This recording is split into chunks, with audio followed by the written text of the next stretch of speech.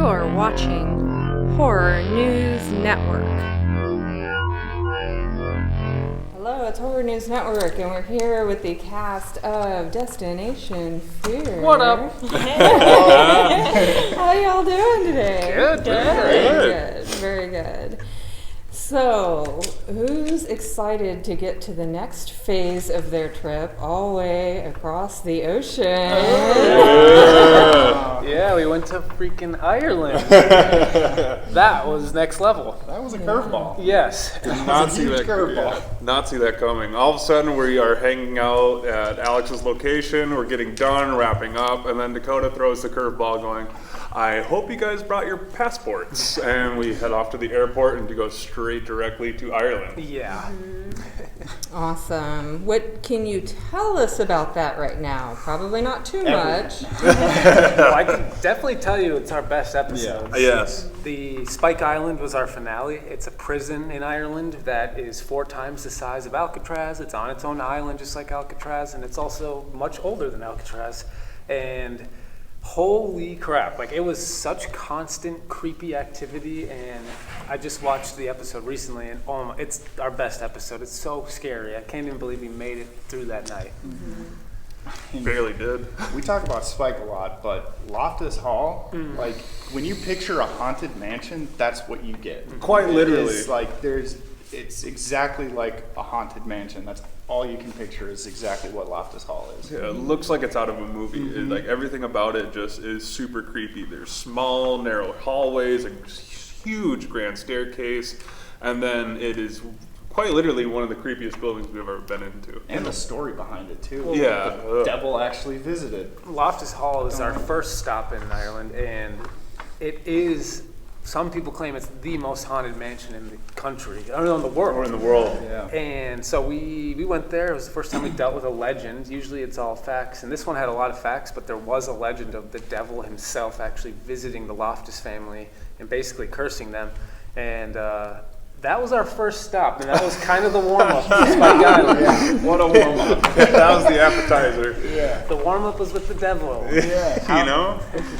Yeah, it was next level though. Like in America, it's always scary when we go to asylums and prisons, but those are only 100 to 200 years old usually. And in Ireland, like Loftus Hall, the legend of the devil being there was from over 850 years ago, which is that long. Like, so we're dealing with so much more just intelligence, I feel like, too, and it was awesome. Very cool. So let's get a little bit philosophical for a minute here. So you've mentioned that part of this is to understand the relationship between fear and paranormal. How does one affect the other, so to speak? How has that changed from when you started? What did you think when you started? And where are you now and what you think of that? I mean, honestly, I genuinely believe that I feel like when you are scared, and not like running out of the building scared, but when you're just giving off that scary energy and you're scared, I feel like it feeds off of that. Some of these locations, I genuinely feel like the activity only increases the more nervous and scared we are. And it's hard to tell and prove, but I mean, we've done enough experiments now with being alone and putting ourselves in just such vulnerable, scary situations that I really think there's a connection there. Fear and the paranormal go hand in hand, and it only intensifies when you're more scared. And we've done this 40 times now, and we've like kind of seen a common thread that every time that we have started getting scared or showing a little bit of fear, that's when something happens. And you know, if something happens over and over again, it can't be really a coincidence. I think too, a lot of these spirits at some of these places like actually feed off of the fear. So like if you can calm down and you finally are in a like good headspace and you calm down, and then you hear a noise, you hear a voice, you hear something, like it's almost like they're trying to get you scared so they can actually feed off of that. Right. And some of the spirits aren't like, the ones that feed off it the most are the negative ones, Yeah. the ones that are darker, maybe even demonic, and those are the ones that literally feed off of it, Yeah. that get a rise out of us being so scared. But it feels like that. Yeah. There's no proving it, but it really feels, when you're alone, when you're actually scared, the activity increases. Yeah. And physiologically, like what our bodies are doing when you're scared, like all of your like your senses heighten, and add that to the mix. It's just like a perfect concoction for a very scary night. Yeah. Who gets the most scared? I don't know.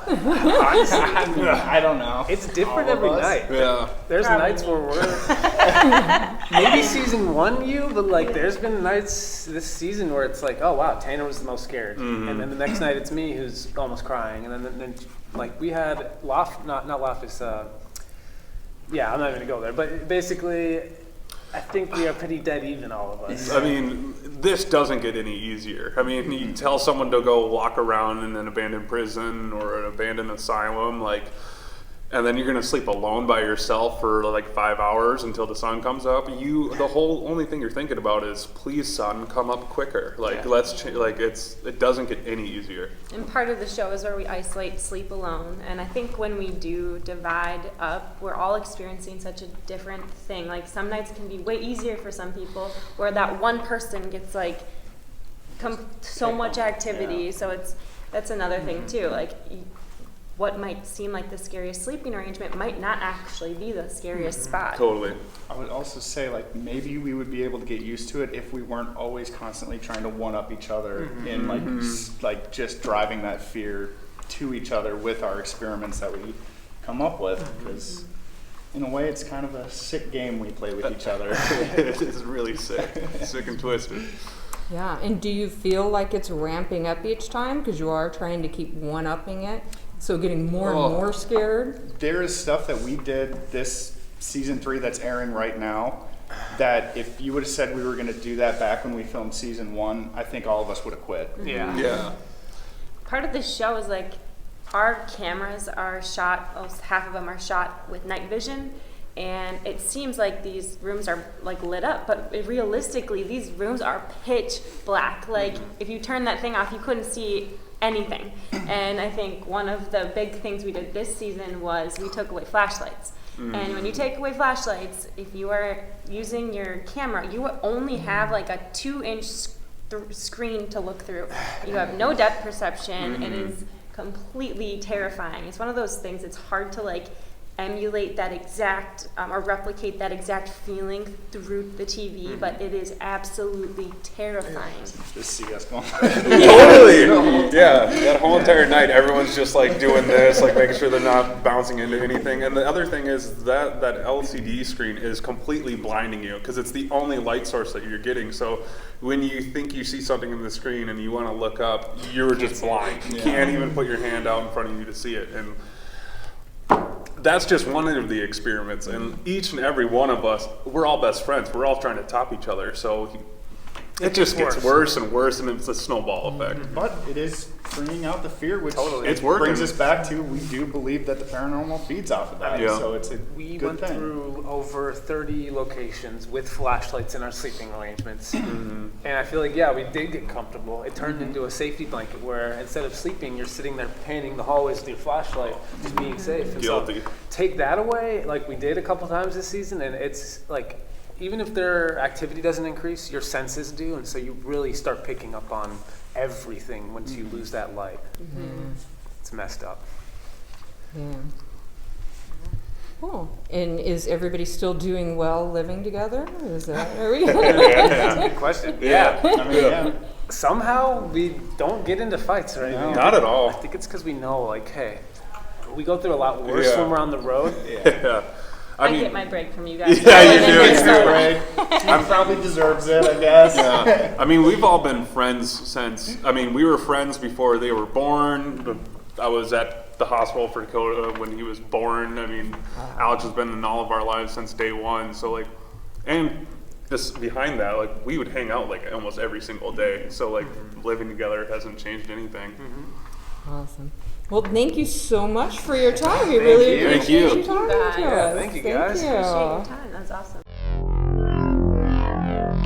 Thank you for watching Horror News Network.